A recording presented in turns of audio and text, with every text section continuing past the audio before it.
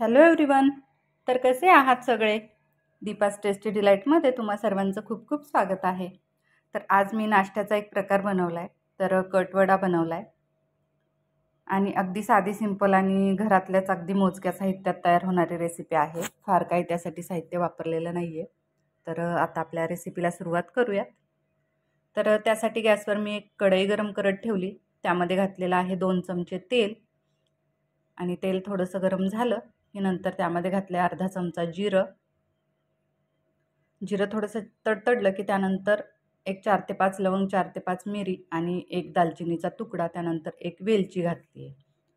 त्यानंतर अर्धी वाटी खोबरं घातलं आहे.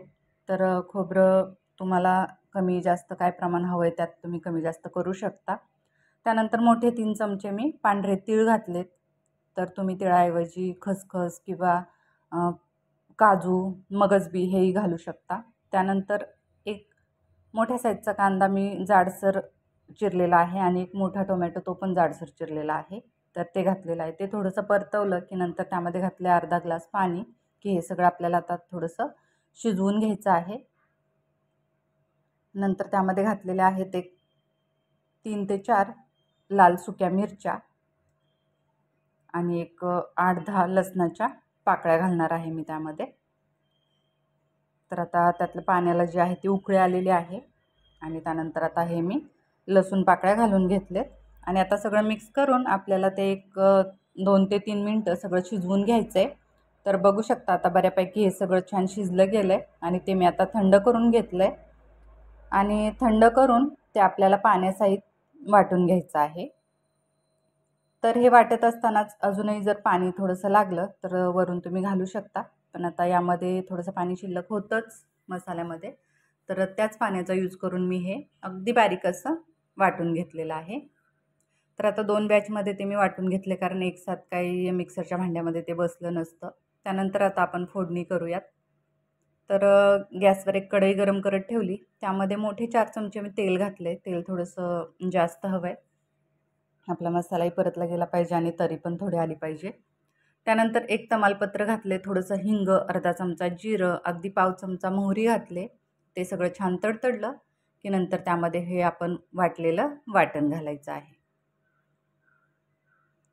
आणि आता ते वाटण तसंही आपण शिजवून घेतलेलं होतं, पण तेलासोबत परत छान मी 1 मिनिटभर परतवून घेते.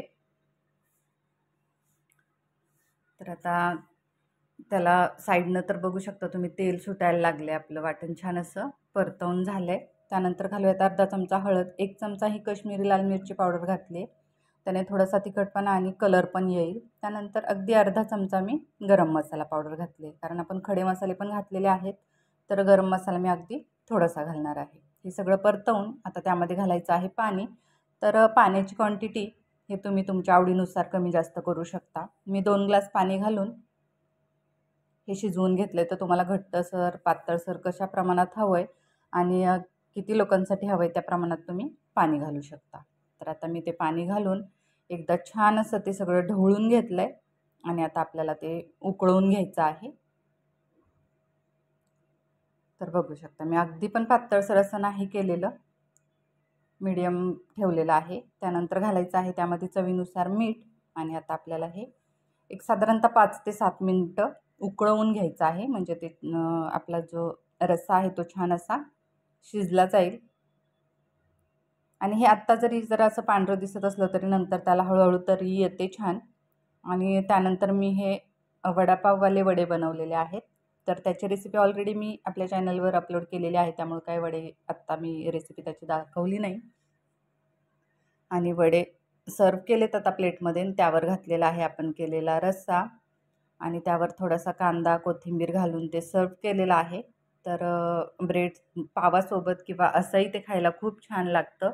तर एकदा नक्की माझ्या या पद्धतीनं कटवडा रेसिपी ट्राय करा आणि मी बनवलेली ही कटवडा याची रेसिपी तुम्हाला कशी वाटली ते मला नक्की सांगा. तसेच आपल्या चॅनलला कनेक्टेड राहा आणि आपल्या चॅनलवरच्या रेसिपीज जर तुम्हाला आवडत असतील तर आपल्या चॅनलला लाईक, शेअर आणि सबस्क्राईब करायला अजिबात विसरू नका. नक्की सबस्क्राईब करा. तर चला तर असंच भेटूया पुढे अशाच एका नवीन रेसिपीसह. तोपर्यंत बाय बाय. थँक्यू.